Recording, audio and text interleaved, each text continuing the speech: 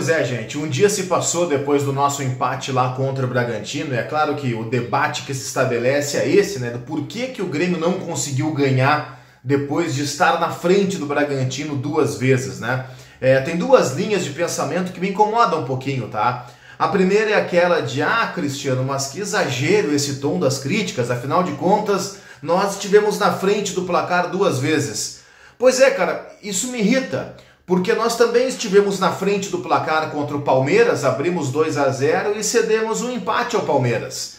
Também estivemos na frente do placar contra o Atlético Mineiro, 2-0 com jogador a menos, e cedemos um 2-3 para o Atlético Mineiro. Estivemos na frente contra o Fluminense na Libertadores, ganhamos o jogo de ida por 2-1, cedemos o placar no jogo da volta e caímos nos pênaltis. Agora contra o Bragantino, abrimos o placar, cedemos o empate. Fizemos 2-1, cedemos 2-2. Cara, será que o Grêmio não consegue segurar um placar? Essa é a primeira linha que me incomoda. Eu falei que são duas. A segunda é aquela coisa assim de, mas vocês pegam só o resultado e esquecem do combo. Isso é muito dito quando o Grêmio perde, tá? Perdeu, mas não jogou tão mal assim. Eu defenestro por completo essa linha de raciocínio passapanista, primeiro pelo seguinte, eu não acho que o problema do Grêmio contra o Bragantino tenha sido o resultado, gente. Dava para ganhar? Claro que dava para ganhar. Mas também empatar fora de casa, eu não acho que seja assim um pecado capital gravíssimo. A questão não é o empate.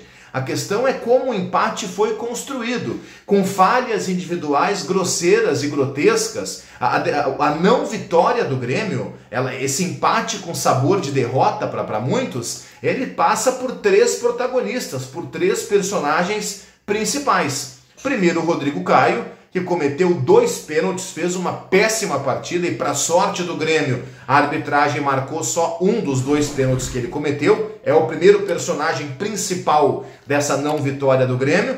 O Reinaldo, que mais uma vez entregou um jogo, tá? O Reinaldo fez aqueles 2 gols lá contra o Fluminense, legal, foi aplaudido por isso. Eu cheguei a brincar aqui no canal, perdão, Reinaldo, mas, cara, a real é que o Reinaldo entrega quase todos os jogos, tá? Nós perdemos um Grenal, por exemplo, em que o Wesley estraçalhou o Reinaldo a noite inteira.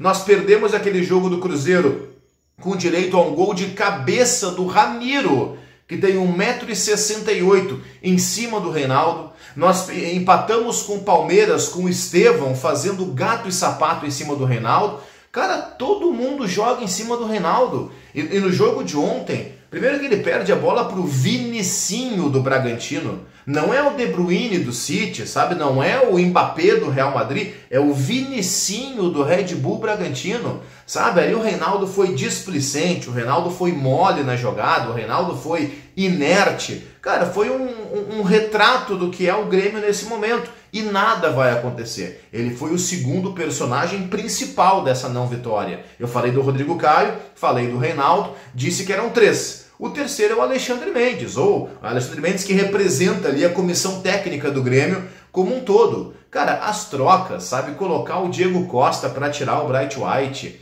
depois colocar o Ronald mais o PP para tirar o Cristaldo e o Monsalve, de novo colocar um time sem meias em campo. O Grêmio terminou o jogo, o nosso quarteto de meio campo era Vijaçante, Dodi, Ronald e PP. Isso é de uma pobreza. E aí na frente o Soteldo com o Diego Costa. Isso é de uma pobreza inacreditável, sabe? O Grêmio tinha 3 jogadores dos 10 de campo, de linha, que terminaram a partida. 3 não têm condições de jogar em alto nível. O Jeromel, o Rodrigo Caio e o Diego Costa, que até jogou em alto nível lá atrás, no gauchão, é verdade, mas também até jogou. Só que nesse momento, desembocado, sem ritmo, sem condição física, cara, ele não está entregando nada. Aliás, o Diego Costa, fora do Campeonato Gaúcho, tem mais de 10 jogos pelo Grêmio e só um gol marcado, sabe? Então como é que as pessoas não percebem isso? Por que o Natan Felipe ia ficar fora do banco e só foi para o banco porque o Rodrigo Eli se machucou no aquecimento? Por quê? Vamos parar com essa história, sabe? De, não, porque é mais experiente o Rodrigo Caio, põe para jogar. Não, tem que jogar quem é o melhor. Natan Felipe hoje é melhor que o Rodrigo Caio, é ele quem tinha que jogar e não o Rodrigo Caio. E acabou a conversa, sabe? Por que o Arezzo não entra? Por que o Aravena não entra? O Arezzo está jogando menos que o Diego Costa? Não, não tá. A última aparição do Aravena, poxa, foi uma assistência contra o Criciúma. O Aravena teve 3 jogos pelo Grêmio, onde ele foi realmente muito mal. E aí ele foi colocado de novo até jogar bem. Até que finalmente foi bem contra o Criciúma. Depois de ter ido bem contra o Criciúma, não foi colocado mais. Não entrou contra o Atlético Mineiro e nem contra o Bragantino. Qual é a lógica? Não existe, não tem lógica. O Grêmio não é um clube que privilegia o merecimento. O merecimento não existe dentro do Grêmio. O Rodrigo Caio joga copinha contra Passo Fundo e Juventude. Não vai bem nos 2 jogos. E aí é premiado por jogar 90 minutos contra o Bragantino. Cometeu 2 pênaltis e enterrou o time.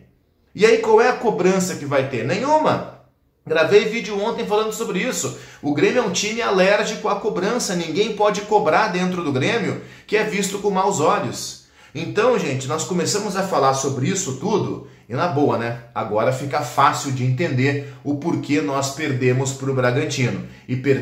Perdemos não, empatamos com o Bragantino. Mas foi um empate com sabor de derrota, porque o Grêmio tem um time melhor que o Bragantino e o Grêmio esteve na frente do marcador 2 vezes. E ainda assim cedemos um empate, deixamos de somar 2 pontos e continuamos com o Z4 perigosamente no nosso retrovisor. Deixem o like, pessoal. Podem comentar aqui embaixo, mandem a opinião de vocês aqui no vídeo também. A caixa de comentários está aberta esperando a manifestação de vocês. E não se esqueçam também, viu? Inscrevam-se no canal. Isso é muito importante para a gente continuar crescendo e chegarmos aí aos 45 mil inscritos. Valeu!